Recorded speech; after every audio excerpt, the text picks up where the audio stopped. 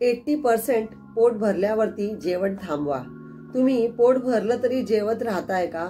मग लक्षात ठेवा, जास्त खाल्ल्यावरती वजन वाढतं, पचन बिघडतं, अस्वस्थता तसेच अनेक आजारांचा धोका देखील वाढतो। तर उपाय काय आहे?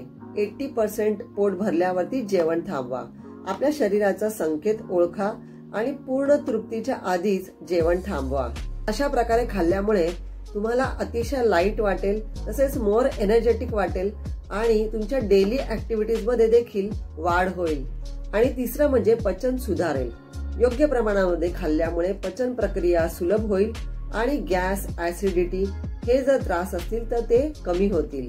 जास्त प्रमाणात खाणं म्हणजे आरोग्य नाही, योग्य प्रमाणामध्ये खा आणि आनंदी राहा। तुम्ही 80% पोट भरल्यावरती जेवण थांबवता का?